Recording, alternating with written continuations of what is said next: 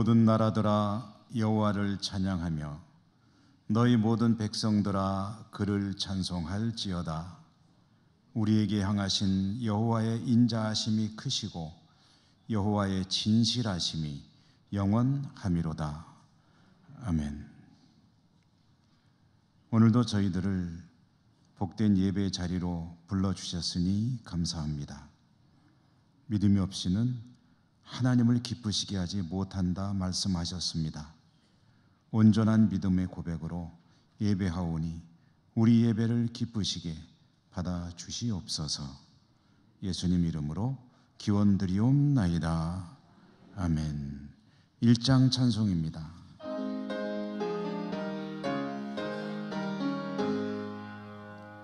만복의 근원 하나님 온 백성 찬송 드리고 저 천사여 찬송하세. 찬송 성부 성자 성령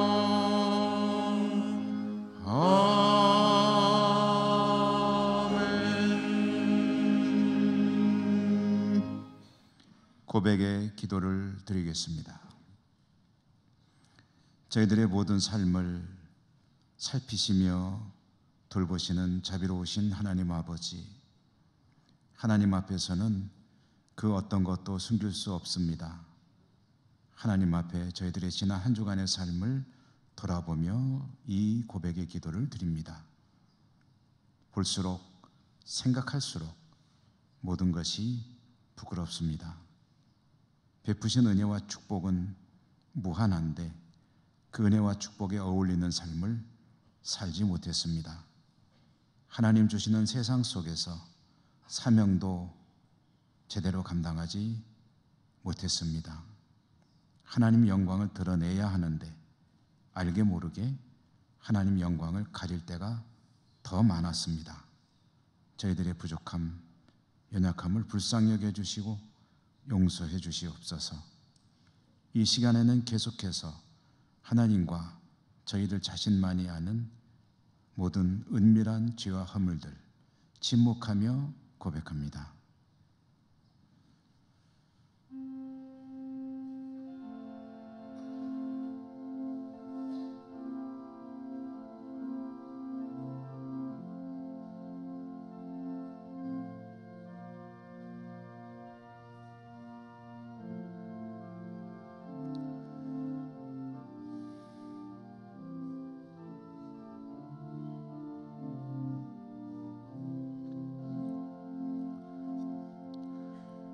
하나님의 사죄의 말씀입니다.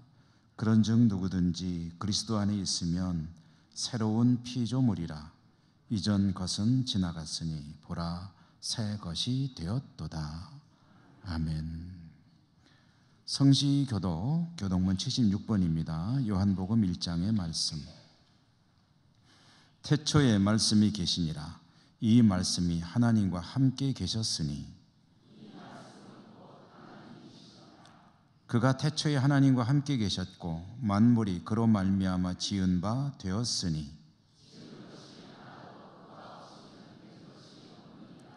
그 안에 생명이 있었으니 이 생명은 사람들의 빛이라.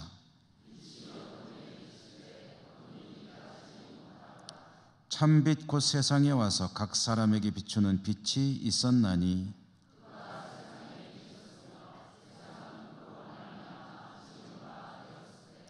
세상이 그를 알지 못하였고 자기 땅에 오매 자기 백성이 영접하지 아니하였으나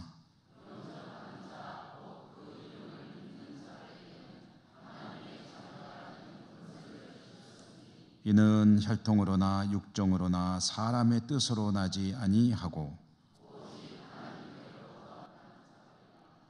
말씀이 육신이 되어 우리 가운데 거하심에 우리가 그의 영광을 보니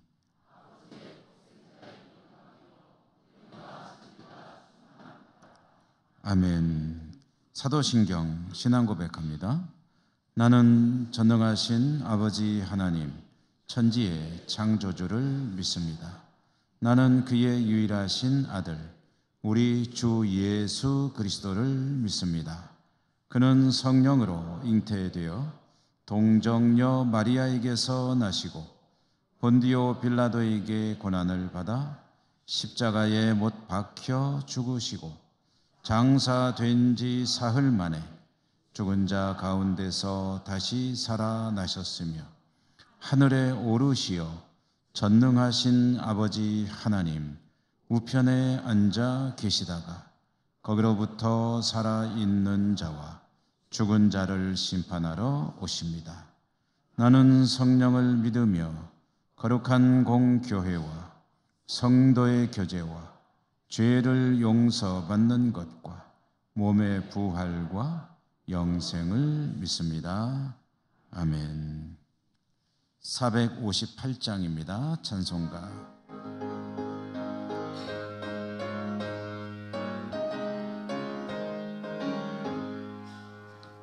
너의 마음에 슬픔이 가득할 때 주가 위로해 주시리라. 아침 해같이 빛나는 마음으로 너 십자가 지고 가라. 참 기쁜 마음으로 십자가 지고 가라. 내가 기쁘게 십자가 지고 가면 슬픈 마음이 위로받네. 때를 따라서 주시는 은혜로서 가란 심령의 힘을 얻고 주가 언약한 말씀을 기억하고 너 십자가 지고 가라. 참 기쁜 마음으로 십자가 지고 가라. 내가 기쁘게 십자가 지고 가면 슬픈 마음이 위로받네. 네가 맡은 일 성실히 행할 때에 주님 앞에서 상 받으리. 주가 베푸신 은혜를 감사하며 너 십자가 지고 가라. 참 기쁜 마음으로 십자가 지고 가라. 내가 기쁘게 십자가 지고 가면 슬픈 마음이 위로받네. 안경진 장로님 기도 인도하시겠습니다.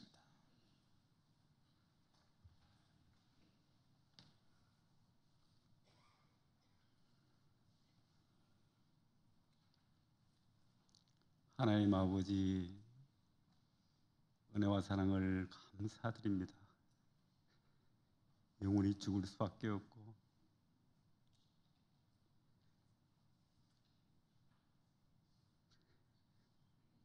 사망의 길에서 헤어날 수 없는 저희들에게 독생자 예수 그리스도를 보내주시고 그리스도 안에서 저희들에게 새 생명을 허락하여 주시고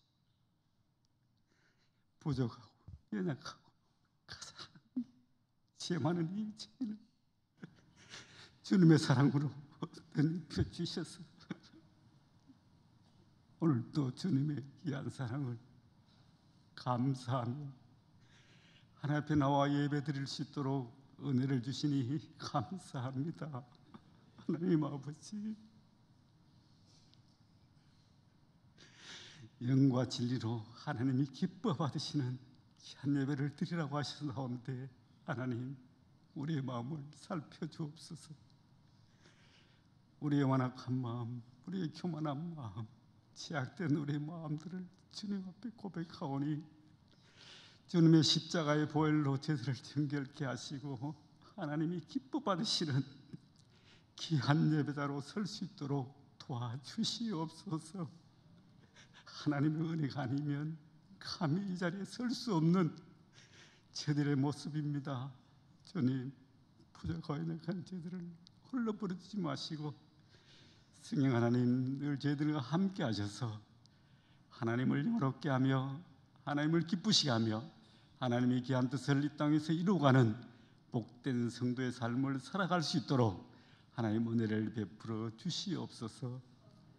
많이 있어도 주님 주신 그 사랑과 그 은혜를 다 찬송하며 감사할 수 있는 우리들의 연약한 모습입니다. 늘 주님의 은혜에 감사하며 하나님의 귀한 말씀 안에서 믿음으로 하늘나라의 귀한 소망을 가지고 살아가는 우리 모든 성도들에게 주님의 성령의 능력으로 늘 함께 하셔서 이 땅 위에서 우리에 맡겨진 귀한 십자가의 삶을 잘 감당하여 나갈 수 있도록 주님의 참된 제자의 삶을 살아가는 우리 모든 성도들 되게 하시고 하나님 나라를 소망 가운데서 저희들이 잘 인내하며 바라보며 나갈 수 있도록 하나님 도와주시옵소서. 하나님 은혜 가운데서 백구회기 교단총회를 은혜 가운데 잘 마치게 하시고 성령의 능력으로 부흥하는 교회를 표로 출발하였사옵니다.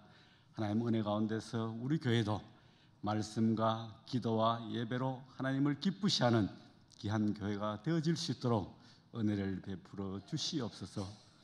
교회에 속한 우리의 모든 성도들 하나님 늘 지켜주시고 보호해 주시오며 우리의 모든 어려운 문제들 힘든 일이 있지만 하나님의 베풀으신 그 사랑과 그 은혜를 먼저 기억하며 감사함으로 승리하는 삶을 살아갈 수 있는 우리 모든 성도들 될 수 있도록 도와주시옵소서.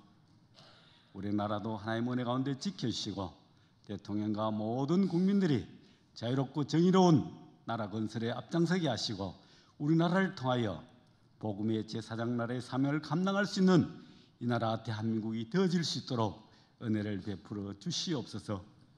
열방에 나가서 복음을 전하시는 선교사님들의 사역 기회도 하나님께서 함께해 주시고 하나님 나라가 널리 확장되어 갈 수 있도록 은혜를 베풀어 주시옵소서. 이 한 시간도 하나님의 귀한 말씀을 선포하시는 목사님께 능력으로 함께해 주시옵시고 전해지는 귀한 말씀이 우리의 신명의 생명의 말씀으로 하나님을 만나는 귀한 복된 시간이 되어 수 있도록 은혜를 베풀어 주시옵소서. 오늘도 준비하여 하나님께 올려드리는 호산나 찬양대의 찬양이 하나님께는 영광이요 예배하는 우리 모두에게 큰 기쁨과 은혜의 시간이 될 수 있도록 도와주시옵소서. 우리 모든 성도들의 형편을 주님께서 아시옵니다. 하나님 우리 성도들의 모든 일거수일투정 모든 삶을 하나님께서 온전히 주장하여 주시고 무엇보다도 믿음과 성령의 충만함을 덧입어서 하나님 나라를 소망한 가운데서 승리하는 삶을 살아가는 우리 모든 성도님들 가정들 될 수 있도록 도와주시옵소서. 형편을 따라 흩어져 있는 우리 모든 자녀들도 어디에 있든지 하나님께서 늘 지켜주시고 믿음으로 승리하는 삶을 살아갈 수 있도록 도와주시옵소서. 무엇보다 먼저 하나님 나라를 기억하며 하나님의 말씀을 기억하며 저희들이 말씀에 순종하여 삶을 살아가는 성숙된 성도의 삶을 살아가는 우리 모든 여천교회 성도님들 가정들 다 될 수 있도록 하나님 은혜를 베풀어 주시옵소서. 오늘도 하나님 앞에 드리는 우리 예배가 하나님 기뻐 받으시는 이 한 예배가 되기를 간절히 소원드리며 모든 영광 우리 아버지 하나님 홀로 영광을 받아 주시옵소서. 구하지 못한 모든 일들도 하나님께서 다 이루어 주실 줄로 믿사오며 거룩하신 예수님 이름으로 기도드리옵나이다. 아멘.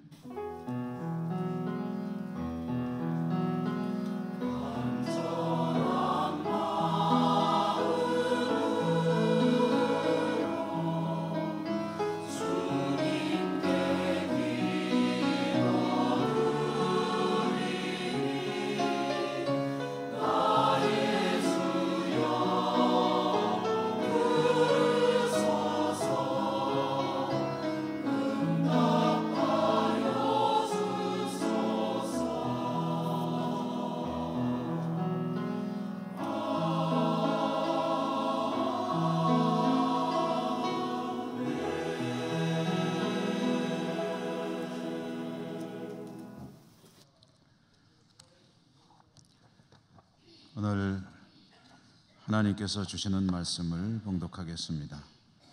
구약성경 욥기입니다. 38장 1절에서 6절까지입니다.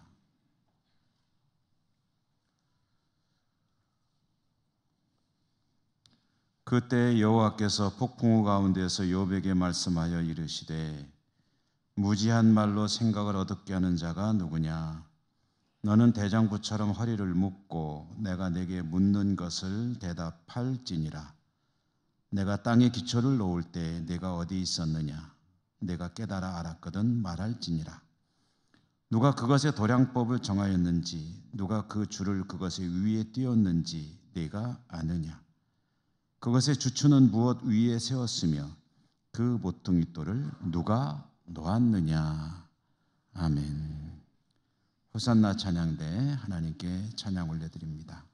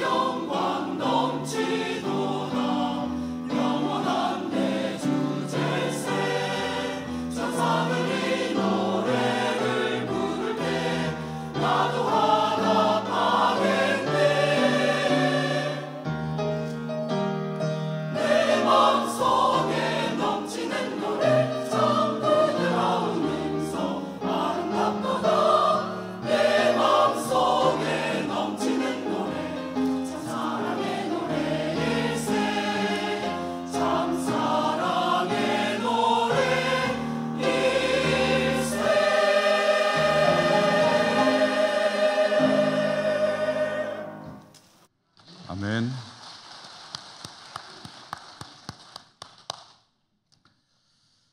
하나님을 예배하는 여러분들 진심으로 축복합니다. 은혜가 풍성하시기를 기원합니다. 오늘은 하나님 대답하시다 라는 제목으로 말씀을 전해드립니다. 오늘 말씀 욥기죠. 욥기는 욥이라고 하는 사람의 고난과 믿음 이야기를 통해서 하나님께서 들려주시는 그런 말씀입니다. 그래서 욥기라고 하는 이 성경을 읽으면 두 개의 중요한 핵심 단어가 있음을 알 수 있는데요. 그 하나는 고난이라는 단어입니다. 고난. 또 하나는 믿음이라는 말이고요. 고난과 믿음의 이야기, 그 중에 고난의 이야기를 잠깐 먼저 생각해 보면요. 욥은 참 복받은 사람이었습니다. 그가 살아가고 있는 그 나라, 그의 삶의 반경 속에서 최고의 부자였습니다. 돈만 많은 것이 아니고 그는 자녀의 복도 있었습니다. 그래서 10명의 자녀, 7남 3녀, 그러니까 아주 다복한 10남매를 둔 아버지였다. 그 자녀들도 아버지의 뒤를 이어 자신의 삶을 잘 살아가는 그런 자녀들이었고요. 그리고 그는 존경받는 사람이었습니다. 의로운 사람이었거든요. 그러니 뭐 하나 모자랄 게 없는 거죠. 모든 것을 가진 것처럼 보이는 욥인데 어느 날 고난이 마치 해일처럼 밀려와서 그를 덮어버렸습니다. 모든 것을 싹 쓸어서 가지고 가버렸습니다. 모든 것을 다 잃었다는 거죠. 재산을 잃었습니다. 자연재해로. 그리고 또 도적대들이 밀려와서 그의 모든 것들을 약탈을 해갔습니다. 종들도 수많은 종들이 생명을 잃었습니다. 자녀가 10명 있다고 그랬는데 그 10자녀가 함께 모여있던 집이 무너져 버렸습니다. 그래서 그 자리에서 10명의 자녀가 한꺼번에 생명을 잃었습니다. 자신의 건강도 잃었습니다. 생명을 잃은 것은 아니지만 온 몸에 지독한 피부병이 발생해가지고 얼마나 지독했든지 긁어도 가려움증이 해소가 되질 않습니다. 나중에는 기왓장 같은 그런 것으로 긁는데 피가 나는 그 자리를 긁고 또 긁으니 어떻게 되겠습니까? 엉망이 되는 거죠. 그렇게 피가 진물이 줄줄 흐르는 몸이 되었어도 가려운 그 상태에서 그는 길거리에 낫는 그런 신세가 되었습니다. 자, 이 고난 이야기, 욥이라고 하는 사람이 겪는 이 참혹한 고난, 그리고 또 한 가지는 믿음의 이야기라고 말씀드렸죠. 믿음. 먼저 욥이 왜 이렇게 참혹한 재앙을 한꺼번에 당해야 했는가? 그는 하나님 앞에 무슨 큰 죄를 범했나? 신앙이나 인격에 문제가 있었나? 그렇지 않았습니다. 그는 신앙도 완벽했고 인격적으로도 완전한 사람이었습니다. 그를 표현하는 성경의 표현을 가져와 보면 그는 온전하고 정직하여 하나님을 경외하며 악에서 떠난 자였다. 이런 욥의 믿음의 진면모가 드러나는 것은 좋을 때가 아니라 고난이 그를 덮쳤을 그 이후에 드러납니다. 욥은 모든 것을 잃어버렸을 때, 그래서 길거리에서 몸을 긁고 있을 그때에 아내가 이렇게 그를 향해서 말했습니다. 차라리 죽어라.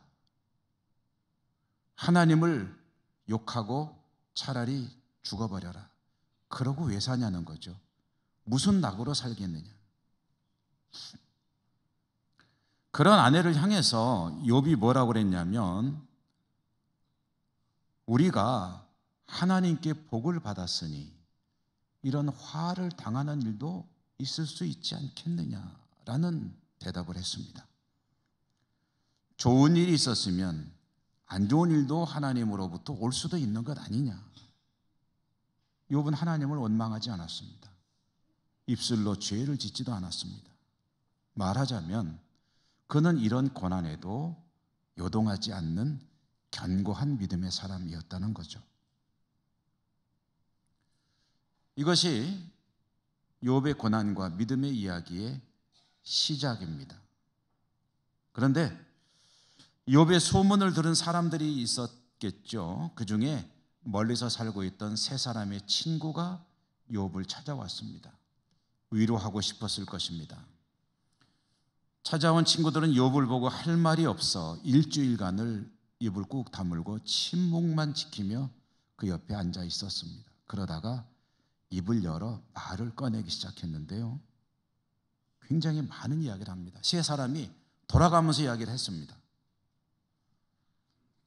그런데 이 세 친구들의 말에 요지가 있습니다. 핵심이 있는데 그 핵심은 뭐냐 하면, 지금 내가 이렇게 참담한 상황에 처하게 된 것은 하나님께 뭔가 죄를 지었기 때문에 그렇다는 거예요. 그러니 그 죄가 뭔지를 잘 생각해서 하나님 앞에 자백하고 회개하고 하나님의 긍휼과 자비, 용서를 구하라. 그래야면 하나님께서 용서하시지 않겠느냐라고 말하자면 권고 겸 충고 겸 조언을 한 겁니다. 그런데요, 욥은 믿음의 사람이기 때문에 하나님을 원망하진 않았지만 이 친구들의 말에는 전혀 동의를 할 수가 없었습니다. 왜냐하면은 하나님이 화를 주시는 거야 얼마든지 내가 받을 수 있다라고 말은 했는데, 그렇지만 내가 하나님께 죄를 지었기 때문에 이런 벌을 받는다라는 말에는 절대 동의를 못 하겠다는 거예요. 왜냐? 나는 죄를 안 지었기 때문에. 친구가 안타깝죠. 욥이 안타까우니까 계속해서 그 얘기를 반복해서 합니다. 또 하고 또 합니다. 아니야, 너 죄를 지었어. 그러니 잘 생각해봐. 잘 생각해보면 죄가 있을 거야. 그건 그걸 하나님께 고백하고 회개를 하란 말이야. 그래야 내가 지금 이 어려운 지경에서 벗어날 거 아니냐. 욥은 아무리 생각해도 나는 죄가 없다는 거예요. 하나님이 나를 이렇게 혹독하게 다루실 이유가 없다. 이 얘기를 계속 주고받다 보니까 욥도 나중에는 화가 납니다. 짜증이 납니다. 어디까지 짜증이 나냐면 하나님하고 따져보고 싶다는 거예요. 도대체 내가 죄가 있다고요? 내가 무슨 죄가 있어서 내가 이런 일을 당해야 되는 겁니까? 하나님 한번 좀 말씀해 보십시오. 나는 아무리 생각해도 죄가 없는데 도대체 왜 이러십니까? 내가 이런 고난을 겪게 될 이유가 뭡니까? 욥은 감정적으로 격앙이 되고 하나님에게 도전하는 그런 상태까지 가게 됐습니다. 욥의 가슴은 터져나갈 것 같았을 것입니다. 죄 없이 이런 참담한 고난을 겪는다는 생각, 하나님 한번 설명 좀 해보십시오 라고 말하고 싶지 않겠습니까? 욥의 목소리는 갈수록 높아졌습니다. 톤이 높아진 거죠. 커졌습니다. 그런데 그렇게 하나님을 향해서 한번 따져보십시다 도전하지만 하나님은 아무런 반응이 없으셨습니다. 응답도 하지 않으셨습니다. 욥이라고 하는 이 성경이 분량이 상당히 많은 책입니다. 전체가 42장까지 있는데요, 이 42장까지 있는 욥기 전체 중에서 37장, 약 90%가 지날 때까지 기록된 내용이 뭐냐면 욥과 친구들의 주고받는 논쟁입니다. 죄 있어? 없어? 생각해봐? 없어? 하나님과 따져보고 싶어? 이 얘기를 37장까지 차지하고 있는데요, 이때까지 하나님은 침묵하십니다. 그들의 논쟁 현장에 나타나지 않으신다는 거죠. 그러다가 38장에 들어설 때에 하나님께서 드디어 나타나셨습니다. 그들이 대화하는 자리에 말하자면 들어오신 거죠. 제가 봉독한 본문이 하나님께서 등장하시는 장면입니다. 오늘 말씀 1절에 나왔죠. 하나님께서 폭풍우 가운데서 나타나셔서 욥에게 말씀하셨다. 폭풍우 가운데 나타나셨다는 것은 하나님이 등장하실 때의 일종의 전형적인 그런 상황입니다. 자, 이렇게 나타나신 하나님, 욥의 높아진 목소리에 대해서 대답을 하셨느냐? 내가 왜 그렇게 고난받느냐 하면은 이런 이유 때문이야 라고 설명하셨느냐? 그가 궁금해하는 것에 대해서 해명을 해주셨느냐? 그런데 그런 일은 하지 않으셨습니다. 대신 하나님은 욥에게 수많은 질문들을 퍼부으셨습니다. 오늘 제가 38장의 1절부터 6절까지만 읽었습니다만은 이 38장부터 39장, 40장, 41장에 이르기까지 4장에 걸쳐서 계속되는 이야기가 뭐냐면 하나님의 질문입니다.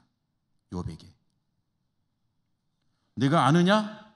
내가 아느냐? 내가 아느냐? 내가 아느냐?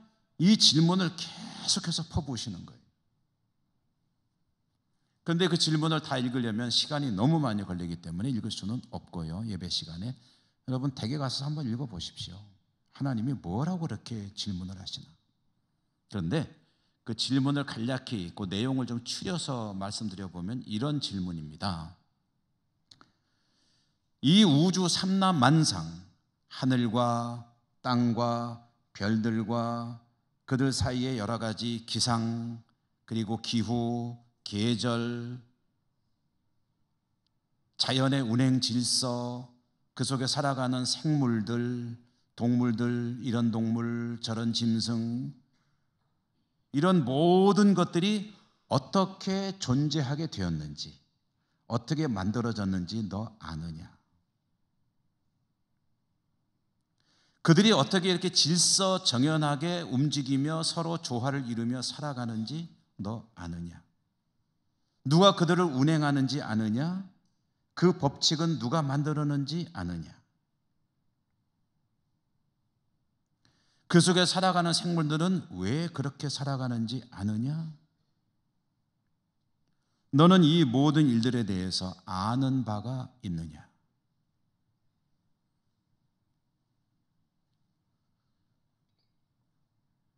이 하나님의 질문들을요, 더 알기 쉽게 한마디로 압축해 본다면 하나님의 질문은 이것입니다. 도대체 내가 아는 게 뭐가 있느냐? 나 하나님에 대해서 아느냐? 너 자신에 대해서는 아느냐? 도대체 내가 뭘 아느냐? 네가 뭘 알기 때문에 나는 이런 고난을 받을 이유가 없다고 그렇게 확신하며 나에게 도전해오는 것이냐? 네가 아는 게 뭐가 있는데? 이 하나님의 말씀은 어찌 보면 참 야속하게 들리는 차가운 말씀이 아닐 수가 없죠.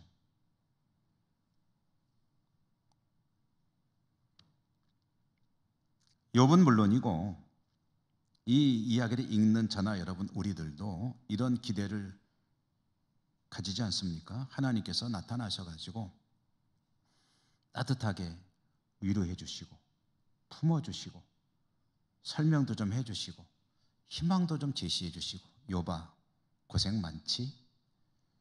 여차저차 이렇게 된 거야. 그런데 앞으로 조금만 참아.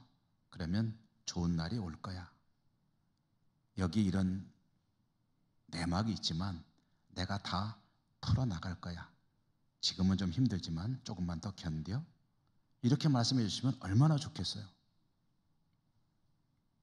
그런데 하나님은 욥에게 이런 설명, 위로, 격려, 희망 주시는 대신 욥의 항변이 철없는 아이의 투정과 같다고 몰아붙이시는 것처럼 질문만 퍼부으셨습니다. 야속해 보이죠. 자, 그런데 우리가 주목해야 될 것은 이 하나님의 폭포수 같은 질문들이 끝났을 때 욥이 보이는 태도입니다. 욥은 하나님 앞에 머리를 조아렸습니다. 그리고 말했습니다. 하나님, 배우니 제가 드릴 말씀이 없습니다. 그동안에는 하나님에 대해서 귀로 듣기만 했는데 내 눈으로 직접 하나님을 뵙고 나니까 하나님과 따져요? 말도 안 되네요. 저는 하나님께 드릴 말씀이 없습니다. 제가 할 일은 딱 하나밖에 없습니다. 그것은 이런 생각을 가졌던 것을 회개하는 일, 그것밖에 제가 할 일이 없음을 깨닫습니다. 이렇게 고백을 합니다. 하나님이 오르시고 나의 생각이 얼마나 잘못된 것인지를 알았다는 거죠. 어떻게 해요? 하나님을 대면하게 되니까. 귀로 들을 때만, 소식을 들을 때만 들었던 것만 가지고는 하나님과 한번 토론해보고 싶었는데 하나님이 직접 뵙고 나니까 그게 아무 의미가 없더라는 거예요. 그 모든 질문에 대해서 스스로 저절로 답을 찾게 되었다는 거죠. 여러분, 욥이요, 지금 이 말을 하는 의도가 전능하신 하나님, 그야말로 어마어마하신 하나님 앞에 서니까 압도가 돼가지고 위축이 돼서 마지못해서 이렇게 이야기하는 게 아닙니다. 이것은 욥의 진심입니다. 욥은 깨달은 것이죠. 어떤 문제를 놓고 하나님과 토론한다는 것은 그것은 있을 수 없는 일이라는 것을 깨달은 거예요. 왜냐? 하나님이 오르시니까. 나는 내가 옳다고 생각하는데 내가 무슨 잘못했는데 이런 고난을 받아요? 내가 뭘 어쨌다고 하나님 이러십니까? 라고 하는 것은 결국은 나의 생각에 불과한 것이고 하나님께 그것을 따질 문제가 절대 아니라는 거예요. 그걸 깨닫고 나니까 하나님, 큰 소리 친 것에 대해 회개할 것밖에는 제가 할 말이 없음을 고백합니다. 여러분, 사실 고난의 문제는 우리들도 답답해하는 경우가 참 많지 않습니까? 그래서 하나님 믿고 살아가니까 하나님께 기도하면서 왜 그런지 좀 하나님이 좀 설명 좀 해주시면, 이해가게끔 좀 깨닫게 해주시면, 왜 그러는지, 내가 뭐 때문에 이래야 되죠? 라는 그런 질문을 우리는 항상 가지고 있지 않습니까? 그런데 하나님은 물론 때로는 설명을 해주시거나 납득을 시켜주실 때도 있겠지만 그렇지 않을 때가 사실 훨씬 더 많죠. 묵묵부답이실 때가 더 많다는 겁니다. 제가 책을 보다가 마음속에 담아두었던 장면이 좀 생각이 나서 여러분에게 소개를 좀 해드리려고 합니다. C.S. 루이스라고 우리가 흔히 부르는 영국의 지성인 중에 지성인이고 기독교 변증가인 사람이 있습니다. 20세기 최고의 기독교 지성이라고 흔히 알려지고 있죠. 기독교를 지켜내는 지성인, 기독교 지성인이라고 해도 될 것입니다. 이분은 영문학자이고 영국 최고의 명문이라고 하는 옥스퍼드와 케임브리지에서 오랫동안 교수로 일하셨던 분입니다. 참 행복했을 것 같죠. 행복했습니다. 어려서 좋은 부모님 밑에 태어났습니다. 그래서 형과 함께 아주 자유롭게 아주 잘 성장했습니다. 그런데 그가 9살 때 처음으로 큰 슬픔을 겪게 됩니다. 그것은 어머니가 암으로 세상을 떠난 일이었습니다. 어린 나이에, 아직 어머니의 손길이 많이 필요한 나이에 그는 어머니를 잃는 큰 상실의 아픔을 겪고 어린 나이에 신앙이 흔들리는 것을 느꼈습니다. 그렇지만 아버지의 자상한 양육 가운데 잘 성장해서 세계적인 학자가 되었습니다. 여러분 잘 아시는 나니아 연대기라고 하는 그런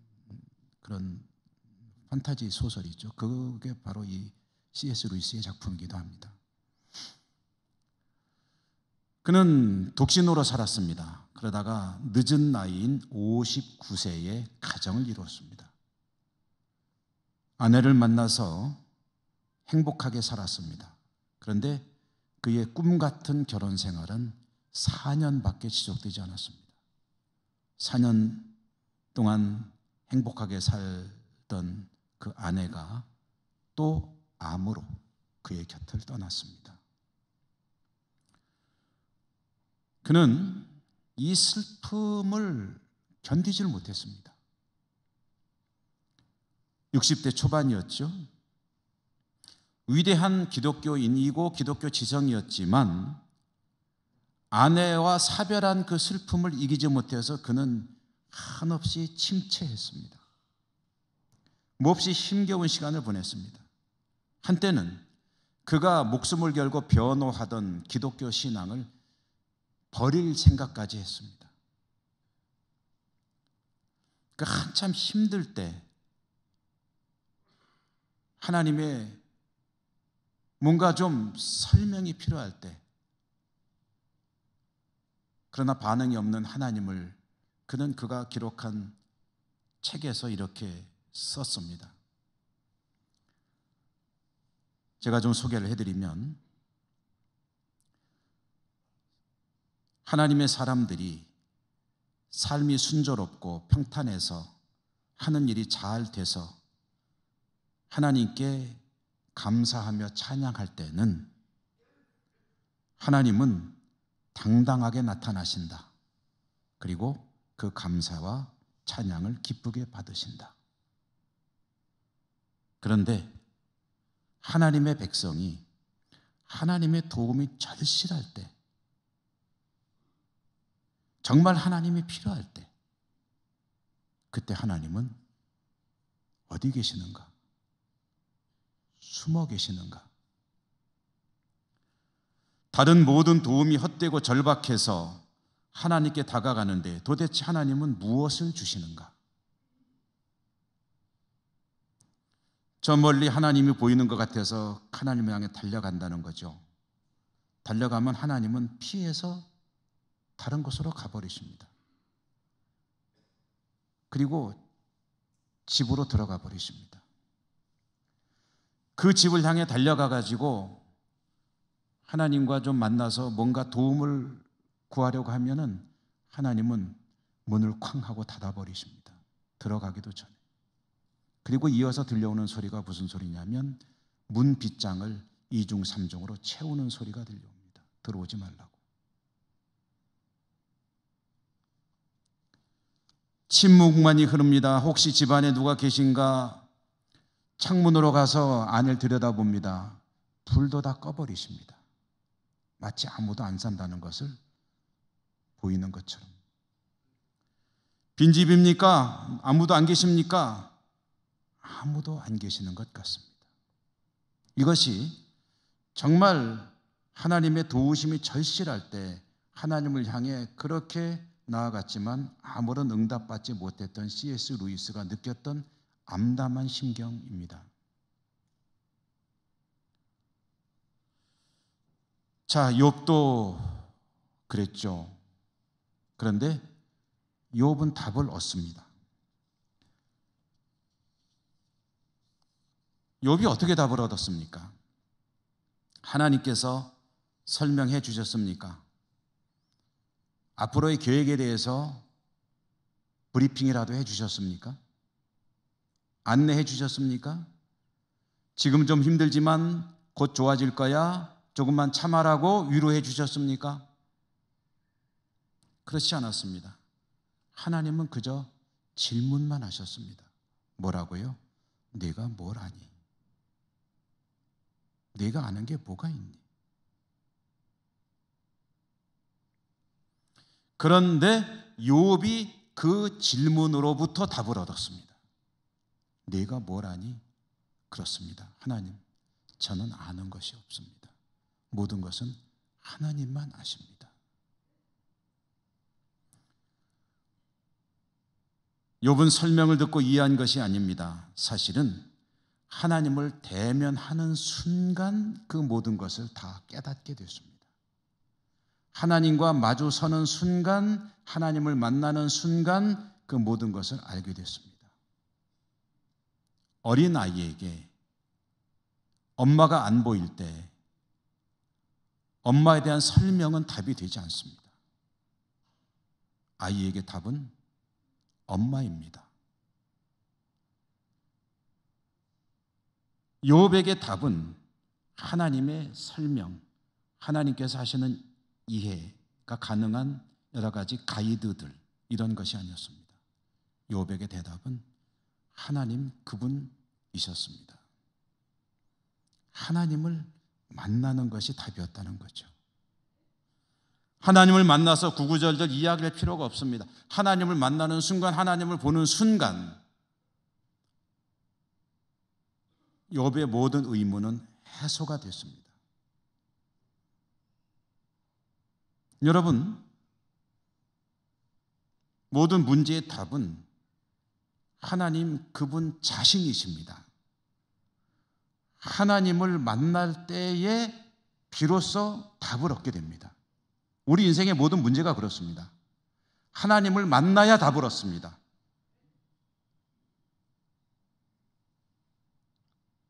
하나님으로부터 또는 하나님에 대한 설명이나 이런 것들도 중요한 것이지만 그러나 근본적인 대답이 되지 못할 때가 많습니다. 하나님을 직접 만나는 것이 가장 중요한 대답이라는 거죠. 좀 전에 말씀드린 C.S. 루이스라고 하는 사람, 그는 슬픔 속에 몸부림치며 고통 가운데 있다가 결국은 그도 슬픔을 극복하게 되는데, 극복하는 그 길이 어디에 있었는가? 하나님이 찾아오셔서 설명해 주셨기 때문에가 아닙니다.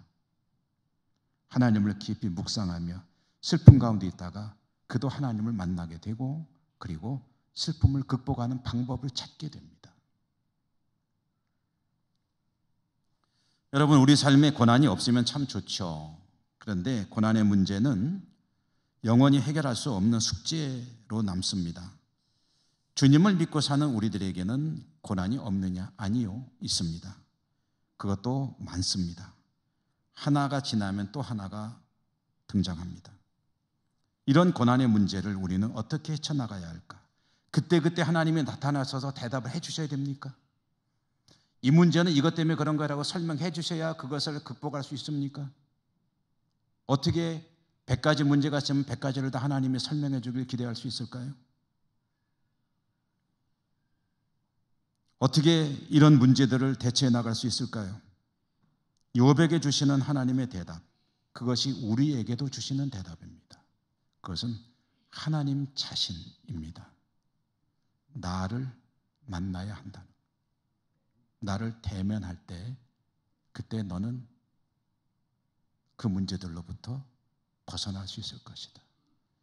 하나님과 만나는 것이고, 하나님과 동행하는 것이고, 하나님과 더불어 살 때 비로소 모든 고난의 문제에 대해서 우리는 답을 얻게 될 것입니다. 그러므로 여러분, 믿음을 가지고 살아가는 우리가 정말 힘써야 될 일이 뭐냐? 고난으로 인해서 힘겹고 어려울 때마다 하나님 왜 이러세요? 라고 외치고 있는 우리들이 근본적인 답을 구하려면 어떻게 해야 되느냐? 무엇에 힘써야 되느냐? 하나님을 구하고 찾는 일에 힘써야 합니다. 감사하게도 하나님은 그 백성이 하나님을 구하고 찾을 때 반드시 만나 주신다고 약속하셨습니다. 쉽지는 않을 겁니다. 시간이 많이 필요할 수 있습니다. 노력이 많이 들어갈 수 있습니다. 많은 기도가 필요할 수 있고, 그리고 고통의 시간이 길어질 수도 있습니다. 그러나 하나님의 대답은, 하나님 주신 약속은 구하고 찾으면 반드시 하나님을 만나게 될 것이라는 사실입니다. 여러분, 왜 그런가요? 하나님은 왜 그 백성을 반드시 만나 주시나요? 하나님과 그 백성은 가장 친밀한 관계이기 때문에 그렇습니다. 가장 가까운 관계다. 여러분, 한번 질문 드려볼게요. 여러분 각자에게 가장 가까운 분이 누구십니까? 가장 친밀한 분이 누구십니까? 여러분 자신과 친밀한 분들이 많이 있잖아요. 가족도 있고 친구도 있고 이웃도 있고. 그 중에 가장 가까운 분이 누굽니까? 배우자입니까? 부부는 한 몸이라는데, 아니면 부모 자식입니까? 아니면 형제입니까? 친구입니까? 누구입니까? 누가 나하고 가장 가까운 관계에 있는 그런 대상입니까?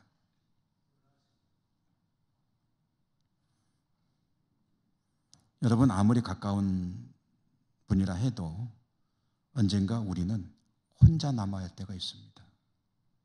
아무리 사랑하고 정말 내 몸과 조금도 다를 바 없는 배우자라 해도 그도 나를 또는 내가 그를 떠나야 할 때가 있습니다.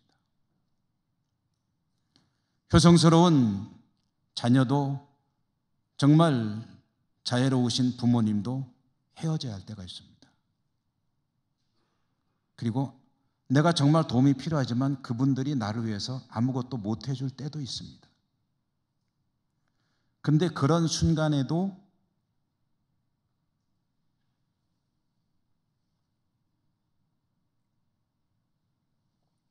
항상 우리와 함께 계실 수 있는 분이 단 한 분이 계시죠. 누구죠? 하나님이십니다. 모두가 나를 떠난다 해도 여전히 나와 함께 계실 수 있는 분, 하나님. 그러므로 하나님은 우리 모두에게 가장 친밀하신 분입니다.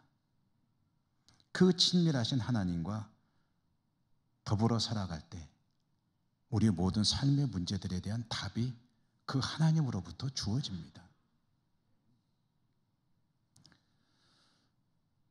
저는 지난 주일에 어거스틴이라는 분의 행복 찾는 이야기 짤막한 글을 소개해드린 바가 있었습니다. 오늘도 이 어거스틴이라고 하는 분의 기도 한 토막을 여러분에게 소개해드리려고 합니다. 제가 책을 보다가 너무 마음에 와 닿는 기도여서 우리 교우들에게 좀 같이 나눠야 되겠다는 생각을 했고요. 그래서 방송실에 스크린에 좀 보여달라고 부탁을 해놨습니다. 제가 한번 차근차근 읽을 테니까 여러분은 기도하는 마음으로 화면을 봐주시면 될 것 같습니다. 오 하나님, 주님을 불러 기도하오니 나는 주님에게서 돌아설 때 넘어지게 되고 주님을 향해서 되돌아설 때 일어나게 되며 주님 안에서 머물 때 든든히 서게 됩니다. 주님을 떠날 때 죽게 되며 주님께 되돌아갈 때 다시 소생하게 되고 주님 안에 거할 때 참으로 살게 됩니다.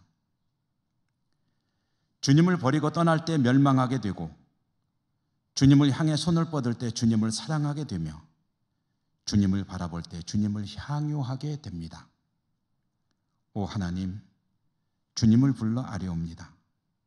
믿음으로 나를 불러 주님을 향하게 하시고 소망으로 나를 들어 주께로 이끌어 올리시며 사랑으로 나를 주님과 연합하게 하소서. 어거스틴의 고백록에 나오는 그의 기도입니다. 여러분, 주님이 우리의 모든 삶의 문제의 유일한 답이십니다. 주님을 부지런히 찾고 구하는 은혜가 여러분과 함께 하시기를 주님 이름으로 축원합니다. 은혜로우신 하나님 감사합니다. 오늘도 저희들에게 말씀하여 주셨습니다. 이 말씀 붙들고 주님과 동행하는 삶으로 나갈 수 있도록 축복해 주옵소서. 예수님 이름으로 감사하고 기도드립니다. 아멘. 487장 찬송하시며 봉헌하시겠습니다.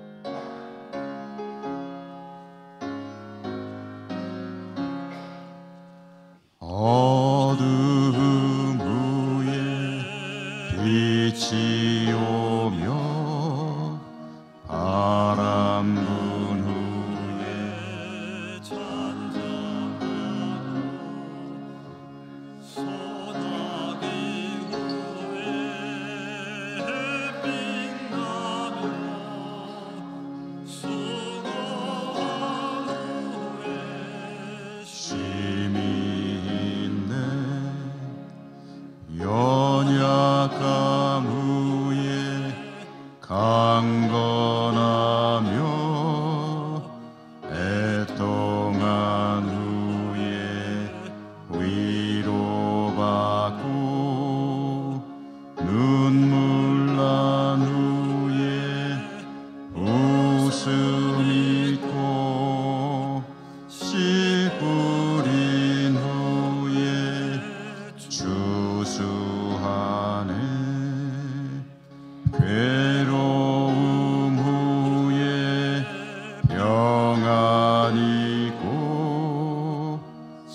슬퍼한 후에 기쁨이고 멀어진 후에 가까우며 고독한 후에 친구 있네. 고생한 후에 기쁨 있고 십자가 후에 영광 있고 죽음 온 후에 영생하니 이러한 도가 진리로다.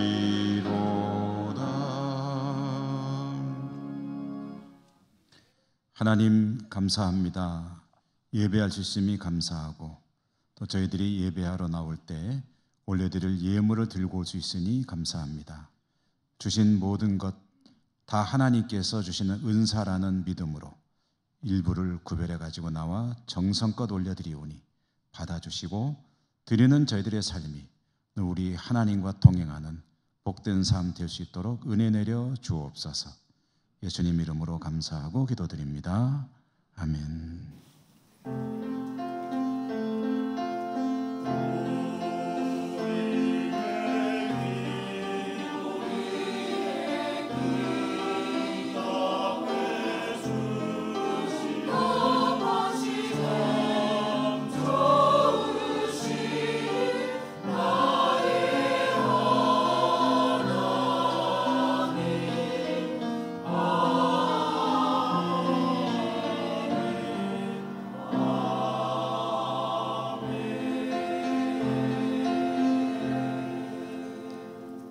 교회 소식 전하기 전에 오늘 태어나서 예배당에 처음 나온 아기가 있어서 위에서 축복 기도하고 소식을 전해드리도록 하겠습니다.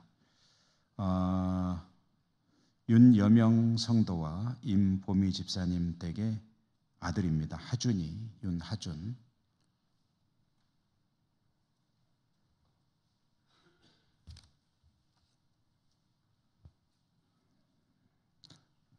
교회에서 드리는 격려금도 있습니다.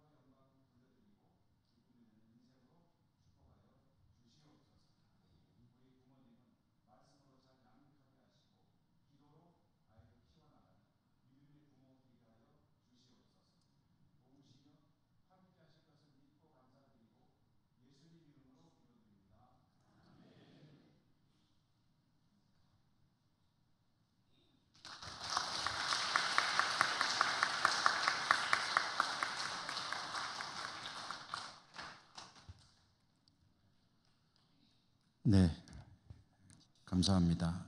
교회 소식입니다. 월삭 새벽기도회가 내일 새벽에 있습니다.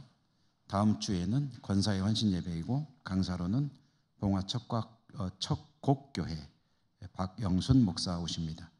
오늘 2부 예배 마친 후에 정기 재직이 있습니다. 중보기도 사역자 모임은 1시에 세미나실에서 있습니다. 제82회 영주노회가 오는 화요일 오전 9시 반부터 풍기 성내교회에서 있습니다. 저와 또 우리 구목사님과 또 5분의 장로님 총대로서 노회에 참석하게 되겠습니다. 유년부에서 야외 행사로 토요일 천안 독립기념관을 다녀오겠습니다. 중식으로 해서 이여전도에 수고해 주심에 감사합니다. 윤효임 명예집사님 별세하셔서 장례하였습니다. 나눔마켓 운영이라는 광고가 있는데요. 자세한 내용은 게시판 광고를 참고해 주시면 되겠는데 간략히 설명드리면 공산품과 농산물입니다. 다른 거는 해당이 안 됩니다. 일단 공산품이나 농산물 중에서 여러분이 좀 나누고 싶은 거, 공산품이 2개가 있는데 하나는 쓰고 있고 하나는 썩고 있다. 그러면 그걸 갖다가 주시면 필요한 분이 갖다 쓰겠다는 겁니다. 그런데 새 거여야 됩니다. 또는 새 것과 비슷한 것이어야 됩니다. 쓰다가 좀 고장난 거 갖다 놓으면 곤란합니다. 좋은 것, 쓸 수 있는 것을 갖다 놓으시면 필요한 분들이 이제 나누면서 쓸 수 있겠는데, 그럼 언제 가져오느냐? 수요 예배 때와 주일 예배 때 들고 오셔서 카페, 다음이 아니죠. 무슨 카페죠? 토부 카페 앞에 진열대를 해놓을 겁니다. 거기다 갖다 놓으시면 필요한 분이 가져가시고 해서 나눔을 하려고 합니다. 한번 해보면서 또 좀 더 보완할 것은 보완해 나가도록 할 것입니다. 자, 우리 곁에 계신 분들하고 인사하며 일어나겠습니다. 사랑합니다. 축복합니다. 강건하십시오.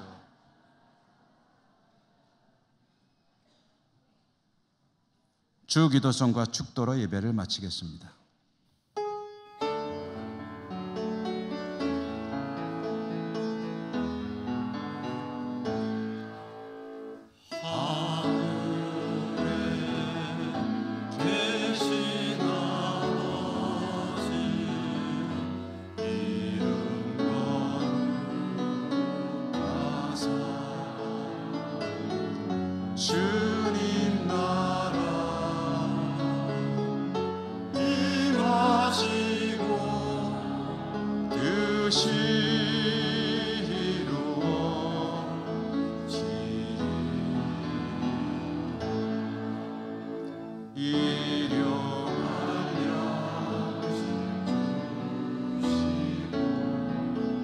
우리들의 큰 죄 다 용서하옵시고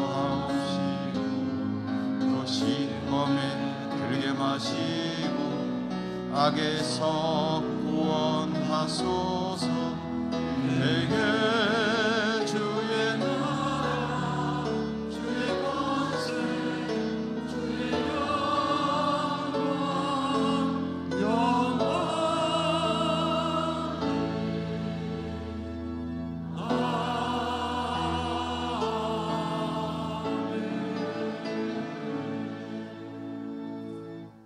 하나님, 주의 백성들이 하나님을 예배하고 그들의 삶의 자리로 나갑니다. 늘 동행해 주시고 세상을 이기고 승리하는 주의 백성들 다 되게 하여 주시옵소서. 흩어져 살아가는 우리 사랑하는 가족들에게도 축복해 주시 원하고 감사하고 예수님 이름으로 기도드립니다. 아멘. 주 예수 그리스도의 은혜와 하나님 아버지 사랑과 성령님 교통하심이 주의 백성들 머리 위에와 저들의 모든 살아가는 삶의 자리, 기도 제목, 소망들 위해 이제부터 영원히 항상 함께 하시옵기를 축원하옵나이다. 아멘.